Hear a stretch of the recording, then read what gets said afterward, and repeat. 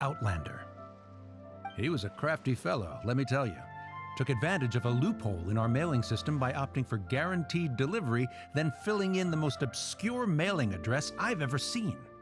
Well, we are always on the road, so yeah, it's pretty tough to get mail to us unless we happen to go to the post office on a whim.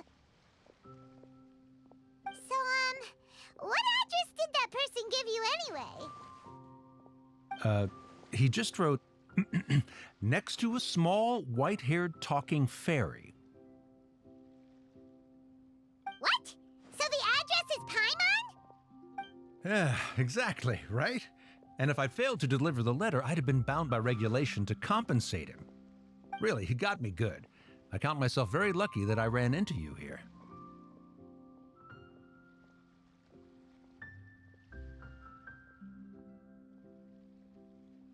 Of course, here it is. All yours. Come on! Paimon wants to have a look too!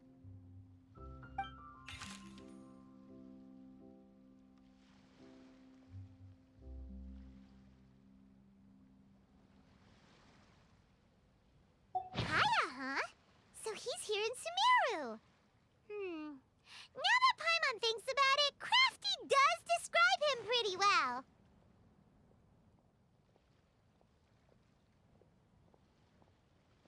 From what he wrote in the letter, it looks like he didn't think there was much chance of it reaching us. Or maybe he's just being sneaky. Do you think he's making this sound like a miracle of fate so that we'd have to go meet up with him?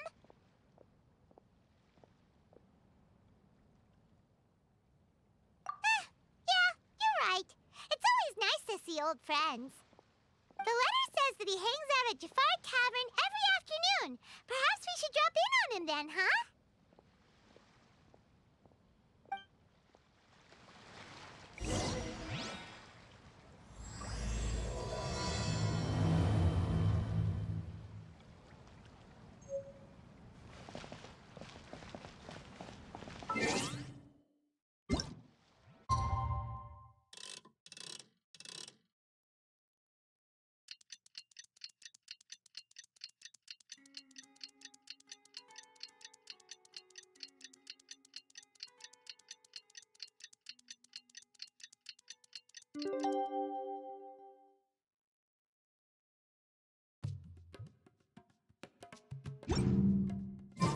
Kaya should be at Jafar Tavern right now.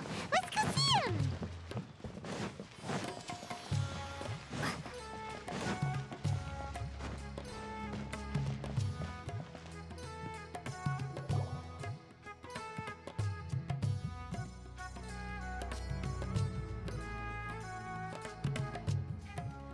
I'll have something I haven't tried yet, boss. Sorry, sir. I'm afraid you've already tried every type of liquor we serve. Oh? Well then, just the bill, please. It's just as well, I suppose. I do have other matters to attend to. Kaya, you're really here! Paimon half thought you were playing some sort of prank on us. Hey, Paimon, traveler. Looks like the gods smile upon me after all. And come now, I wouldn't joke about wanting to see my good friends. Wait a second. You must be here on official business, right? What do you think you're doing spending every afternoon drinking at the tavern? You itching for a lecture from Jean? Not at all. The acting Grand Master positively terrifies me. Why would I ever do anything that might displease her? The truth is, I'm in Sumeru to learn about the alcohol industry here. So despite how it might look, I'm actually at Jafar Tavern for strictly business purposes. Sumeru's spices are famous the world over, and it's long been rumored that this fine establishment was where a certain very popular spiced cocktail was invented. That's why the Knights sent me, their foremost expert in alcoholic beverages, to come and see if it is as good as the rumors say. And how did that go?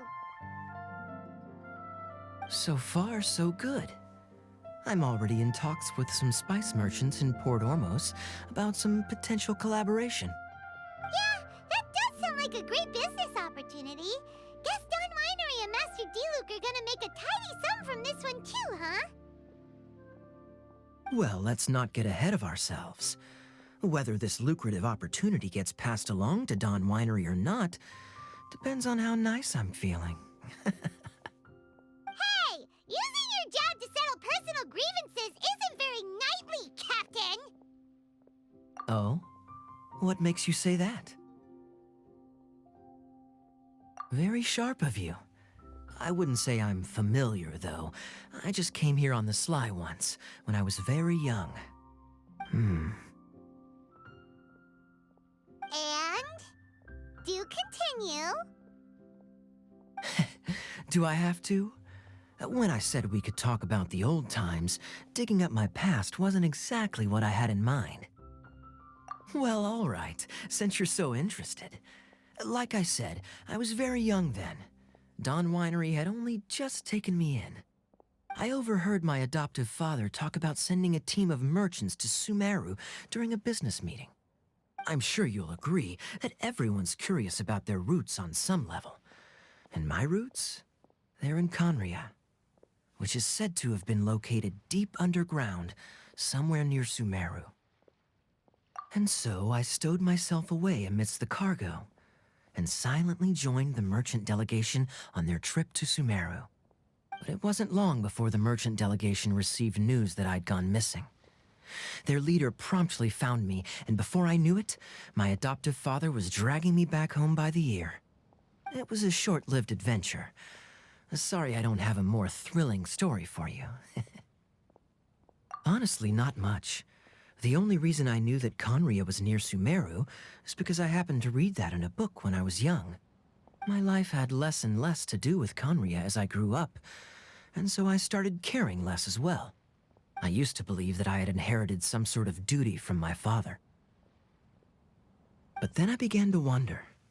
Maybe my father left me in the peaceful land of Mondstadt for no other reason than simply to give me a happier life. A happy life sounds good to me, of course, even if it means being cut off from certain things. This is obviously all speculation.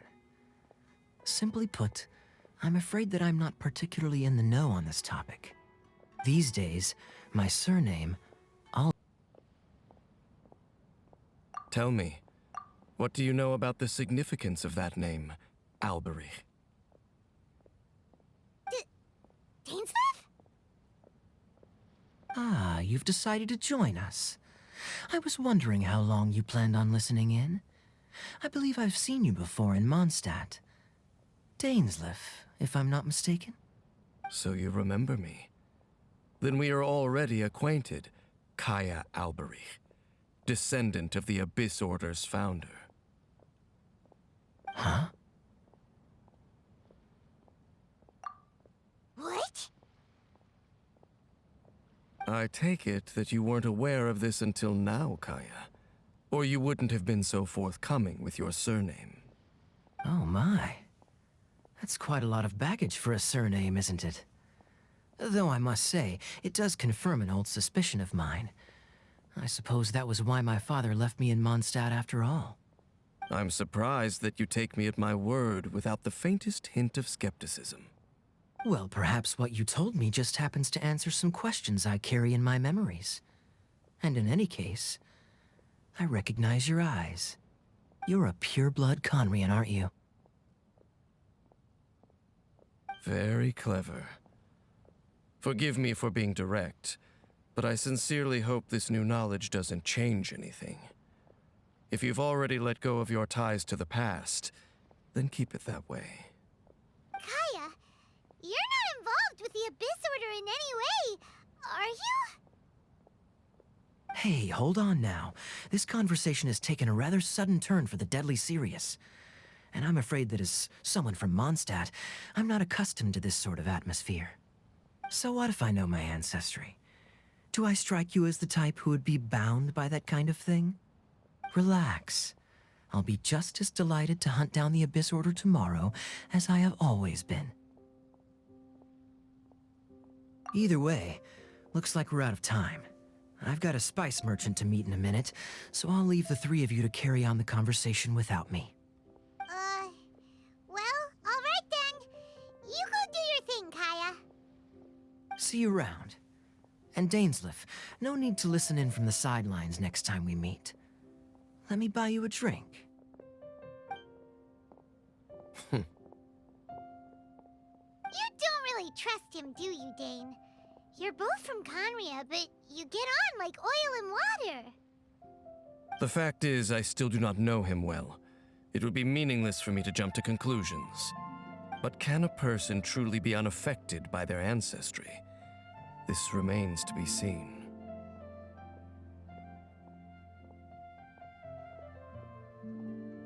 Well, I suspect that they call your brother their prince, precisely because there is a succession of sorts. Oh, so if he was the founder, he'd be the king, right? I mean to investigate the Loom of Fate. Do you remember that name? Yeah, the Abyss Order's evil plan! We learned about that back in Mondstadt. Not new. Not exactly. My memories suffer from erosion. But while I was recovering my health recently, I suddenly remembered something. Your brother. He mentioned the Loom of Fate back when we traveled together. Apparently so. I was also quite surprised when these memories tallied up. I recall that we were traveling to Sumeru when the matter was brought up. So, you're going to the place that he mentioned back then? Correct. At that time, they must have been introduced in one way or another to this concept. If I recall correctly, we were somewhere in Avidya Forest then. Well, what are we waiting for? Let's go! Maybe we'll discover some secret that's lain hidden for hundreds of years! No. Now is not the time.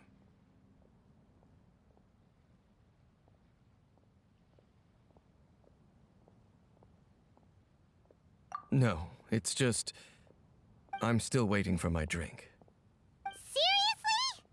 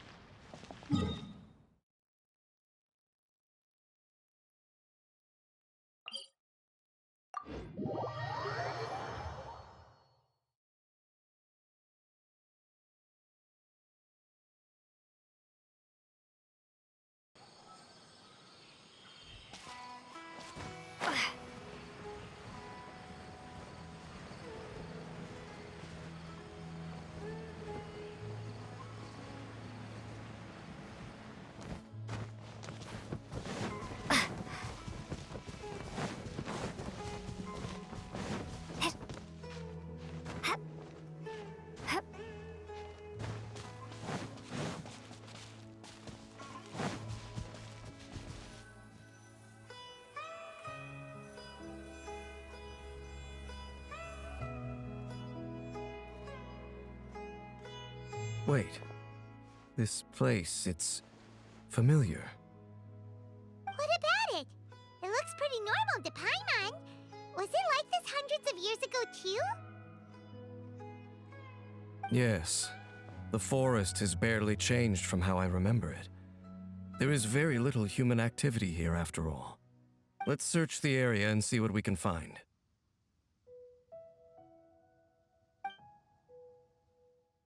Is this a field? It must belong to whoever owns that house over there.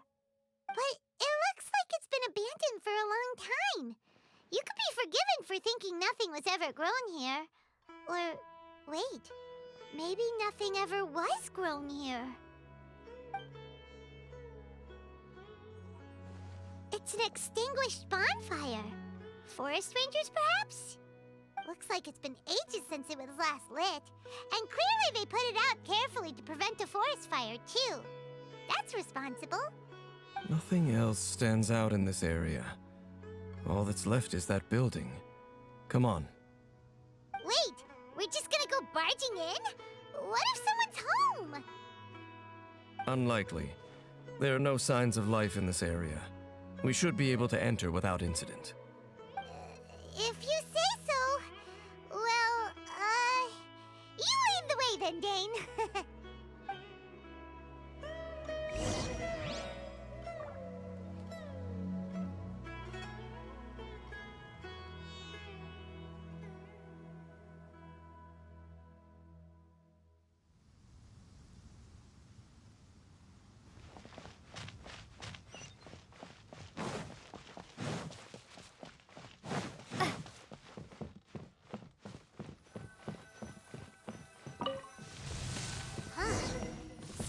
really isn't anyone home.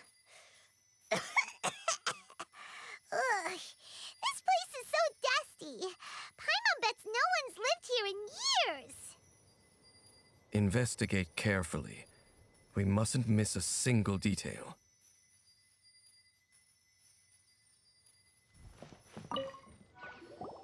This bed looks pretty ordinary.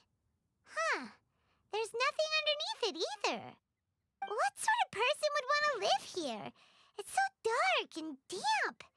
Can't be all that comfortable.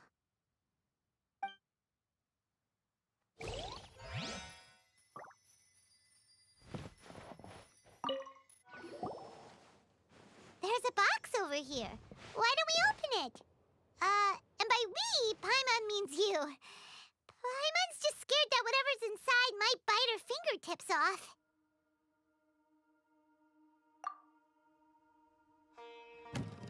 Huh? This is a mirror. It's broken, too. Was this a makeup box?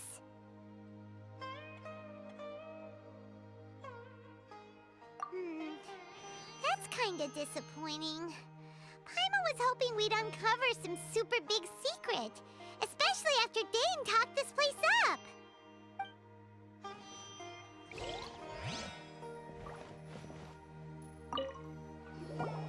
Hey, look! It's a bowl! Guess whoever used to live here liked to cook, huh? Can't you smell it? There's a heavy scent of medicinal herbs in here. Oh, so it's a medicine bowl?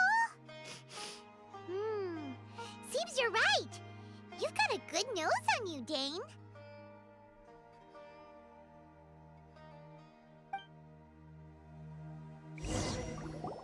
Doesn't look like there's anything else worth our attention here.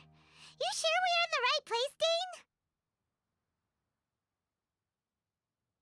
Dane? My memories are quite foggy, but my subconscious and instincts both assert that something once happened here. But we'll exhaust ourselves if we search aimlessly. I hear noises outside. Let's go and check. Noises? Is it... It's not much. Just some minor adversaries.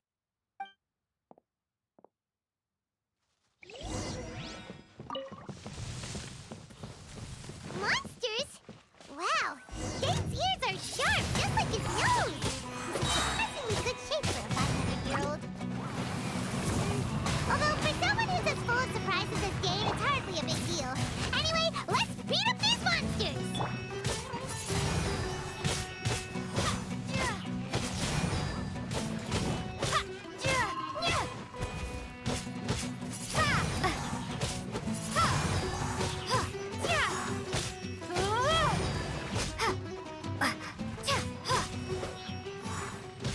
Windblade! It's nothing!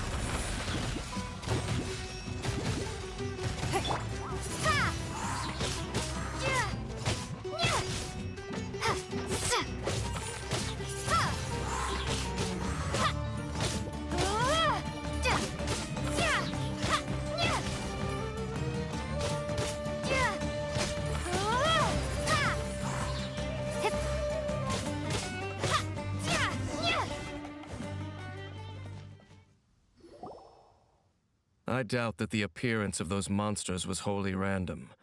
There must be something nearby that attracted them. A ley line anomaly, perhaps. But it seems to be more than that. Okay. I'll go slightly further out to investigate any issues with the nearby ley lines. I might be a while. You should wait for me here.